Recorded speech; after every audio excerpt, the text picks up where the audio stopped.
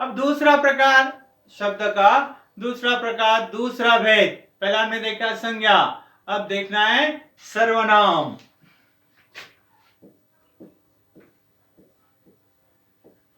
देखना है सर्वनाम। किसे कहते हैं सर्वनाम? सर्वनाम किसे कहते हैं? सर्वनाम किसे कहते हैं?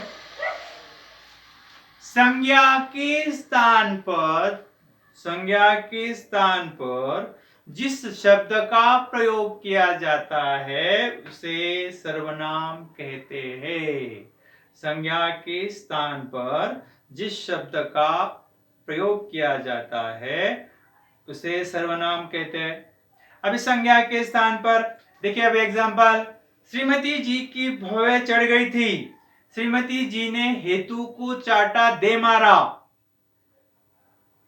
देखिए, श्रीमती जी की भौएं चढ़ गई थी, श्रीमती जी ने हेतु को चाटा दे मारा। अभी यही श्रीमती जी यहां पर संज्ञा है, दो बार आई है। देखिए अब नेक्स्ट सेंटेंस, श्रीमती जी की भौएं चढ़ गई थी, उन्होंने हेतु को चाटा दे मारा। अब दूसरे वाक्य में श्रीमती जी की जगह हमने लिया है उन्होंने, लिया है उन्होंने। इस संज्ञा के स्थान पर प्रयुक्त होने वाले शब्दों को सर्वनाम कहते हैं। अमरनाथ जी की टांग कट गई थी। अमरनाथ जी घर आ गए थे। अमरनाथ जी की टांग कट गई थी, अमरनाथ जी घर आ गए। अमरनाथ, देखिए नेक्स्ट सेंटेंस, अमरनाथ जी की टांग कट गई थी, वे घर आ गए। दूसरे सेंटेंस में दूसरा जगह अमरनाथ की जगह वे है। वे क्या है? सर्वनाम है। आमरू स्वभाव से अल्पभाषी है। आमरू कुछ मस्खरा भी है। आमरू स्वभाव से अल्पभाषी और कुछ मस्करा भी है। दूसरा सेंटेंस, आमरू स्वभाव से अल्पभाषी है, वह कुछ मस्खरा भी है। दूसरे आमरू की जगह वह आया है। इस तरह से वह, वे, उन्होंने, ये जो शब्द है ये शब्द सर्वनाम कहलाते हैं। है समझ में? अभी सर्वनाम के भेद, 6 भेद है सर्वनाम के। पहला, पुरुषवाचक सर्वनाम। पुरुषवाचक सर्वनाम। दूसरा, निश्चयवाचक सर्वनाम।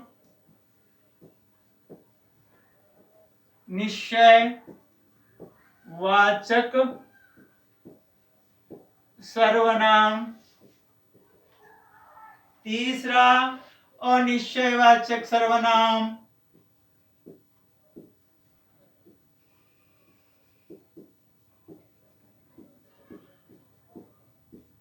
अनिश्चयवाचक सर्वनाम। फोर्थ, निजवाचक सर्वनाम।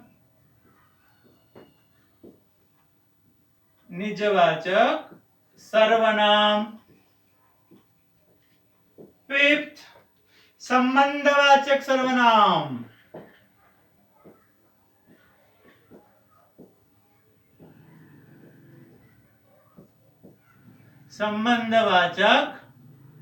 संबंधवाचक सर्वनाम। सिक्स, प्रश्नवाचक सर्वनाम।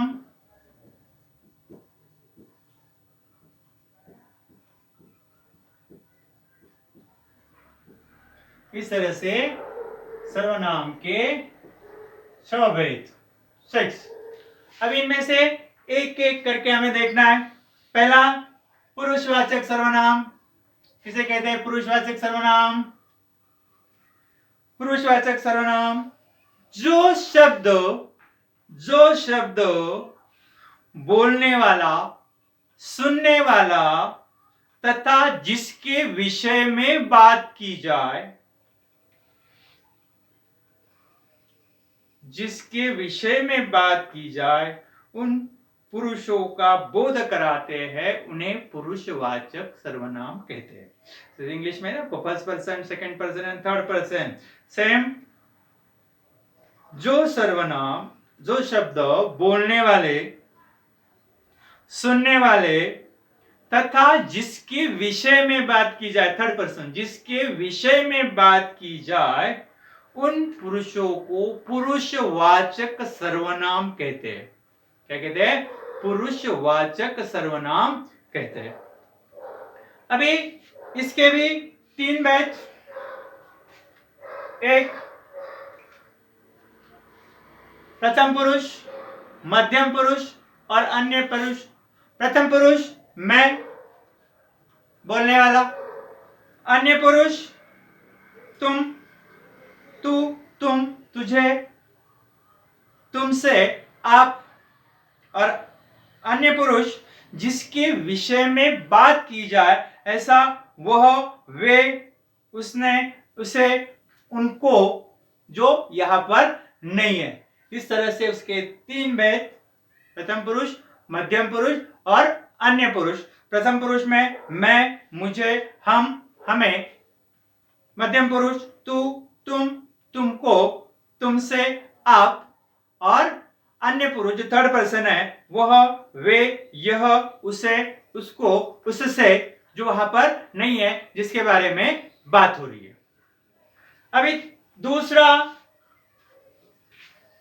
निश्चयवाचक सर्वनाम। निश्चयवाचक सर्वनाम जिस शब्द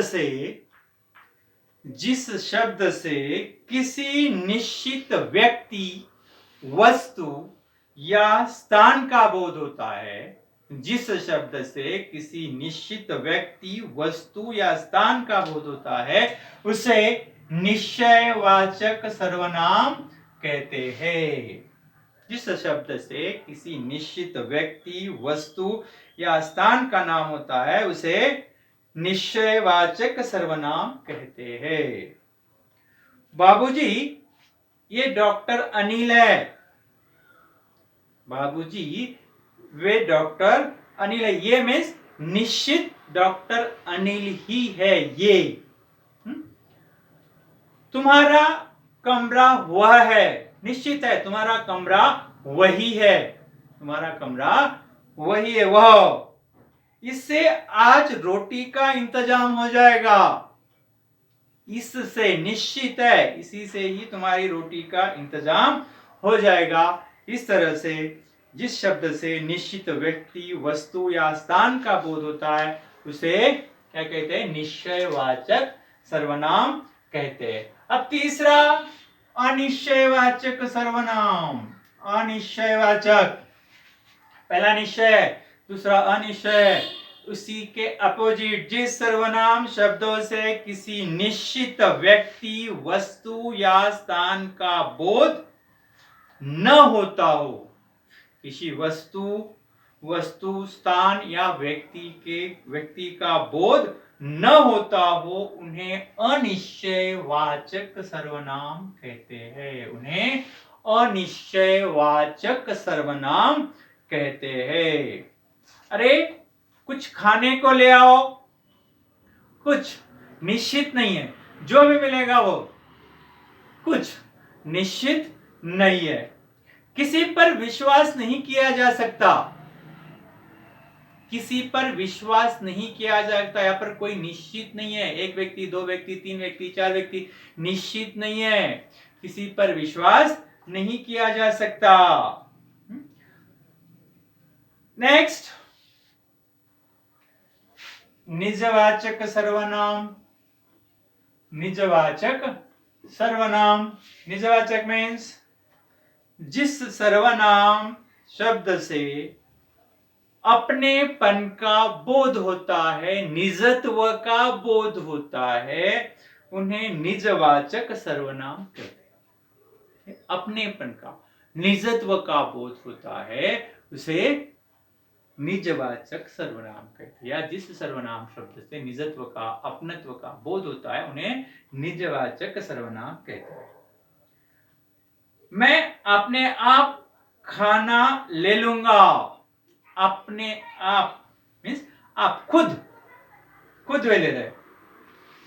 तुम्हें अपना काम स्वयं करना चाहिए। स्वयं, तुम्हें अपना काम स्वयं करना चाहिए। खुद होके उन्होंने पुकारा, खुद खुद होकर उन्होंने पुकारा खुद, वे स्वयं ही आ गए, स्वयं उन्होंने खुद खत लिखा, खुद। यह जो शब्द है इन्हें कहते हैं निज वाचक सर्वनाम, जो निजत्व प्रकट करते हैं, अपनापन प्रकट करते हैं। अब नेक्स्ट संबंधवाचक सर्वनाम। संबंधवाचक सर्वनाम जो शब्दों संज्ञा या सर्वनाम का किसी अन्य संज्ञा या सर्वनाम के साथ संबंध स्पष्ट करते हैं। एक ही वाक्य में संज्ञा या सर्वनाम उसी वाक्य में आए हुए संज्ञा या सर्वनाम के साथ संबंध स्पष्ट करते हैं, संबंध बताते हैं, उसे कहते हैं संबंधवाचक सर्वनाम। संबंधवाचक सर्वनाम कैसे? एग्जाम्पल, जो जीतेगा उसे ही इनाम मिलेगा। अभी जो उसका संबंध उसे, जो जीतेगा उसे ही इनाम मिलेगा। जो जैसा करेगा वैसा भरेगा, जैसा वैसा, जैसी करनी वैसी भरनी, जैसी वैसी। शायद वही लड़का है जिन्होंने उसे बचाया था, शायद वही लड़का है जिन्होंने उसे बचाया था। इस तरह से कहते हैं संबंधवाचक सर्वनाम। और लास्ट आखिरी वाला जो है प्रश्नवाचक सर्वनाम। कौन सा? प्रश्नवाचक सर्वनाम। प्रश्नवाचक सर्वनाम किसे कहते हैं? सबसे आसान है, जो सर्वनाम किसी प्रश्न का बोध कराता है। जो सर्वनाम किसी प्रश्न का बोध कराता है, किसी प्रश्न का बोध कराता है, उसे कहते हैं प्रश्नवाचक सर्वनाम। या जिस सर्वनाम से प्रश्न पूछा जाता है, प्रश्न का बोध कराते हैं, उसे कहते हैं प्रश्नवाचक सर्वनाम। आइसक्रीम कौन बना रहा है? कौन? बेटा ऐसा इसमें क्या है? क्या? इस तरह से प्रश्नवाचक सर्वनाम।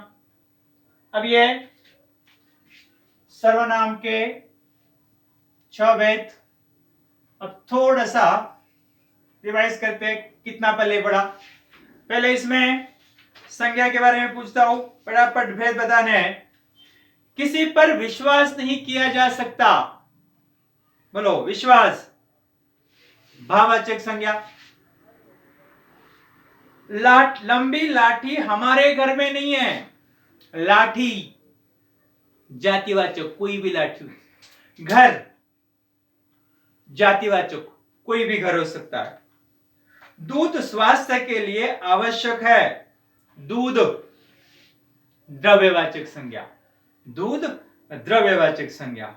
दूसरा स्वास्थ्य, स्वास्थ्य भाववाचक संज्ञा। राम गोपाल अपने कमरे में चले गए। राम गोपाल क्या है? व्यक्तिवाचक संज्ञा। हमारी कक्षा में बहुत छात्र है। हमारी कक्षा में बहुत छात्र है, कक्षा समूहवाचक। परिवार के सब लोग आ गए। परिवार समूहवाचक। इस लोभ के कारण वाई में ज्यादा समय रहना पड़ा। लोभ भाववाचक। वाई, वाई व्यक्तिवाचक, क्योंकि वाई एक ही है। पेड़ों पर अंगूरों के गुच्छे बहुत अच्छे लग रहे थे। पेड़ जातिवाचक, पेड़ों की बहुत सी जातियां है। अंगूर जातिवाचक, बहुत से अंगूर है। और गुच्छे कौन सा है? समूहवाचक संज्ञा। अब सर्वनाम का देखते हैं, कितना बड़ा पल्ले। अभी सर्वनाम के देखिए फर्स्ट। अब जो सर्वनाम है इसके भेद बताने हैं। अमरू को कुछ नहीं कहना पड़ा। कुछ, अमरू को कुछ नहीं कहना पड़ा। बताइए, कुछ अनिश्चयवाचक सर्वनाम। क्या कह रही हो जूलिया? क्या? कौन सा वेद? क्या प्रश्न पूछा है? प्रश्नवाचक सर्वनाम। आप ही कह रहे हो तो ठीक है। आप पुरुषवाचक सर्वनाम। छत पर कौन दौड़ रहा है? छत पर कौन दौड़ रहा है? कौन? प्रश्नवाचक सर्वनाम। यह एक विचित्र ग्रह है। यह एक विचित्र ग्रह है। यह कौन सा है? निश्चयवाचक सर्वनाम। यह एक विचित्र ग्रह है, निश्चयवाचक सर्वनाम। जो मेहनत करेगा वह सफल होगा। जो मेहनत करेगा वह सफल होगा। जो और वह संबंधवाचक सर्वनाम। तुम्हें पैसों की जरूरत होगी जूलिया। तुम्हें कौन सा? पुरुषवाचक सर्वनाम। इस तरह से हमने आज शब्दभेद में दो देखे, एक संज्ञा और दूसरा सर्वनाम। संज्ञा और सर्वनाम। अभी नेक्स्ट लेक्चर में विशेषण।